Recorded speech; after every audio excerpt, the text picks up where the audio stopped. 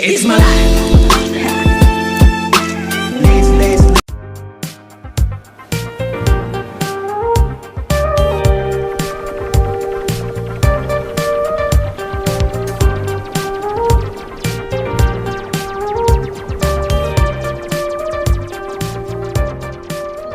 What's up beautiful people, balik lagi ke channel gue TV Nipi. Jadi karena sekarang itu musim apa ya, dibilang pancaroba gitu, jadi perubahan dari musim panas ke musim dingin, dan gue tuh punya alergi sebelumnya. Jadi gue tuh punya sinusitis, dan gue agak alergi kalau misalnya suka jalan-jalan keluar kalau pada saat dingin gitu, karena cuacanya pada saat ini tuh benar-benar unpredictable. Kadang-kadang satu hari bisa hujan, tiba-tiba panas, tiba-tiba bisa kayak salju. Dan itu apa, gue agak alergi. Jadi gue akan buat video kali ini di dalam ruangan, dan gue akan menjelaskan ke teman-teman semua tentang kalender Advent. Oke. Jadi gue ini kemarin dapet kalender Advent. Tada. Jadi tuh kalau kalender Advent itu tuh gunanya untuk menghitung mundur sampai hari raya Natal. Nah ini nih, jadi gue dapat dari salah satu merek nih. Dan ini kalender Advent itu dia biasanya ada lubang-lubangnya gitu, ada lubang-lubangnya. Jadi kayak nanti kalau misalnya dari merek apa, nanti di dalamnya kan contohnya ini merek coklat, ya dalamnya nanti ada coklat gitu. Jadi setiap hari kita bisa kayak ngelihat bukan, maksudnya tiap hari kita udah bisa dapat secara senang gitu menunggu datangnya hari raya Natal. Wis. Jadi ini ya namanya kalender Advent, itu adalah sebuah alat yang digunakan untuk menghitung mundur datangnya hari raya Natal. Jadi pada sekarang kan udah Advent kedua ya, dan gue akan mengajak teman-teman untuk membuka kalender Advent gue hari ini, yaitu tanggal 5, dan gue akan menjelaskan sedikit tentang kalender Advent tersebut. So, ikutin terus ya. Di sini gue juga udah mengumpulkan beberapa info mengenai kalender Advent, khususnya untuk orang-orang di Jerman. Jadi pada awalnya si kalender Advent ini muncul pada abad ke-19 di Jerman sendiri. Karena pada saat itu ada yang disebut namanya kaum Lutheran, yaitu orang-orang yang menganut agama Kristen yang di bawah pengaruh Martin Luther, itu dinamakan Lutheran. Mereka itu memiliki kebiasaan menghitung mundur datangnya hari Natal. Tapi waktu pas zaman dulu tuh mereka kayak kasih goresan kapur di pintu rumah mereka. Jadi kayak, oh hari ini satu gitu. Nah pada tahun 1851 tuh kayak mulai dibuat kalender Advent. Tapi bentuknya itu jam dinding dan disertai 24 angka atau lilin yang berjumlah 24 buah. Kalau misalnya zaman dulu kalender Advent itu biasa desainnya tuh lebih ke kontemporer. Jadi ada bentuk Yesusnya, ada gambar Yesus, ada Sinterklas, terus ada salju-salju, atau kayak apa ya, kayak ornamen-ornamen Natal tuh biasa kan yang kayak bola-bola Natal gitu-gitu, atau misel. Misel tuh yang biasa kayak bukan pohon-pohon sih, kayak daun-daun gitu. Dan itu biasa jadi dekorasi untuk kalender Advent pada saat zaman dulu. Dan kalau saat sekarang untuk kalender Advent sendiri tuh lebih banyak digunakan kepada untuk anak-anak atau misalnya orang-orang muda untuk sebagai hadiah. Jadi itu ada beberapa banyak merek yang mengeluarkan kalender Advent tersebut, misalnya kayak produk makanan atau gambar-gambar atau desain-desain gitu mengeluarkan kalender Advent supaya setiap hari anak-anak kayak excited gitu untuk menantikan hari raya Natal. Dan emang sih kayak contohnya kalender Advent gue itu kan kayak coklat semua lah ya. Itu coklat semua. Cuman kalau setiap hari kan kayak, oh gue akan membuka, ini ada kan setiap hari ada nomor-nomornya, dan hari ini gue akan membuka yang nomor 5. Kita akan buka bersama-sama, meskipun gue tahu hadiahnya itu pasti coklat, cuman kayak se excited itu. Dan gue aja excited, gimana kayak masih anak-anak yang lain gitu, yang masih anak-anak kecil gitu, pasti kan wah ini bentar lagi Natal. Dan bagusnya di sini dengan ada kalender Advent, jadi orang tua tuh bisa mengedukasi anaknya bahwa oh sebentar lagi tuh hari raya Natal. Hari raya Natal itu bisa latar belakang religinya itu dimasukin ketika kita menceritakan tentang kenapa ada kalender Advent tersebut. So, gue akan buka kalender Advent gue sekarang kan tanggal 5.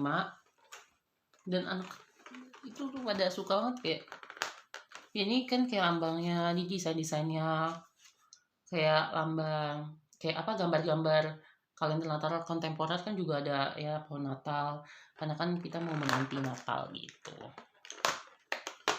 Tada. Wow. Oke. Sekarang tanggal 5 gue buka dan ini dapatnya kayaknya white chocolate gitu deh. Coklat putih gitu. Oke, gue sambil makan aja. Dan biasanya sini kalau misalnya pas udah mulai Advent pertama, orang tuh mulai sibuk kayak beliin Advent yang ada 4 buah karena itu ada 4 lilin, jadi setiap minggunya itu dinyalain 1 lilin. Jadi itu kan melambangkan cahaya Kristus dan sebagainya. Mungkin dari latar belakang latar belakang agama ya kurang lebih seperti itu. Itu kan ada 4 lilin dan setiap minggunya itu nyalain 1 lilin dari minggu Advent pertama. Jadi orang Jerman tuh kalau misalnya pas Advent mereka beli 4 lilin tersebut, terus mereka nyalain pada saat kumpul keluarga bareng atau pada saat makan malam. Oke, jadi biasanya pada saat masa Advent ini orang-orang di Jerman khususnya anak-anak juga menanti-nantikan kedatangan Nikolaus atau Nikolaustag atau Nikolaus Day, itu hari Nikolaus. Jadi itu Nikolaus kalau dilihat-lihat ciri-cirinya kurang lebih agak-agak mirip nih sama Santa Claus atau Sinterklas. Tapi sebenarnya si Nikolaus sama Sinterklas itu beda. Jadi meskipun mereka punya pakaian yang mirip, tapi mereka itu beda. Karena orang Jerman itu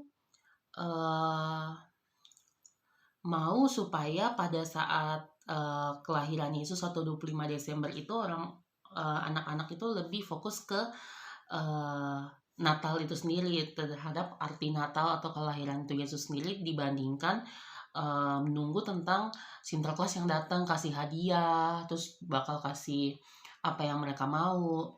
Jadi supaya pada saat awal Desember itu anak-anak lebih fokus ke si Nikolausnya itu. Nah, si Nikolaus Day-nya ini dirayakan setiap tanggal 6 Desember oleh orang Jerman. Itu sebenarnya untuk memperingati kematian dari Nikolaus dari Mira yang sekarang merupakan wilayah Anatolia di Turki modern, yang meninggal pada hari itu pada tahun 346. Dia adalah seorang uskup Kristen Yunani yang dikenal karena mukjizat dan pemberian hadiah secara diam-diam, dan sekarang menjadi santo pelindung anak-anak kecil, pelaut, pedagang, dan pelajar. Tentu saja itu si Nikolaus itu punya sepatu dan punya kebiasaan dia tuh punya kebiasaan untuk meninggalkan hadiah kepada anak-anak, dan itu secara rahasia, contohnya seperti koin atau hadiah apapun yang bisa dimainkan. Jadi pada saat sekarang anak-anak di Jerman itu 1 hari sebelumnya pada tanggal 5 Desember malam mereka meninggalkan kayak kos kaki di pintu rumah supaya si hadiah dari si Nikolausnya itu bakal dapet nih buat keesokan harinya, sama seperti pokoknya tradisinya sama seperti Santa Claus, Sinterklas atau Santa Claus, cuman ini dibilangnya Nikolaus gitu. Jadi mereka kalau di Jerman nggak terlalu menunggu kedatangan Santa Claus atau Sinterklas karena itu sebenarnya budaya dari Amerika. Jadi si Jerman ini juga punya budaya mereka sendiri. Jadi itu berbeda banget kalau misalnya kita di Indonesia kan dari kecil kita kalau misalnya agama Kristen atau Katolik pasti nunggu banget nih sama Sinterklas. Cuman kalau di Jerman mereka nggak mengadopsi budaya-budaya dari Amerika tersebut karena mereka punya sejarah sendiri yang mereka percayai. Contohnya aja kayak Halloween juga di Jerman juga nggak terlalu ngerayain Halloween. Dan juga si Santa Claus ini mereka punya Nikolaus, dan ya itu budaya baru sih yang gue pelajari di sini. Berbeda sama kalau misalnya di Indonesia kan kita pasti ngerayain juga tuh. Oh tunggu Santa Claus datang. Cuman kalau Nikolaus biasanya dia kasih hadiahnya paling coklat. Kalau misalnya Sinterklas kan kita kayak apa yang kita mauin, contohnya kita mau tas baru, ya kita minta aja kan kalau misalnya zaman dulu, maksudnya pas gue masih kecil dulu, kita, semoga gue dapet tas baru atau semoga gue dapet sepatu baru dari Sinterklas. Cuman kalau di sini lebih ke kayak makanan, bukan kayak barang-barang kayak gitu. Karena kalau di sini jadi gue sempet nanya kemarin ke orang tua angkat gue yang di sini, kenapa? Karena supaya ya kalau mau minta barang sama orang tuanya, bukan sama Sinterklas atau bukan sama Nicholas. Jadi Nicholas itu paling dapatnya kayak coklat-coklat yang apa ya, sesuatu berbentuknya makanan gitu. So, sampai situ aja video gue kali ini. Jangan lupa jangan lupa like, comment, subscribe. Oke, bye-bye. Tschüss.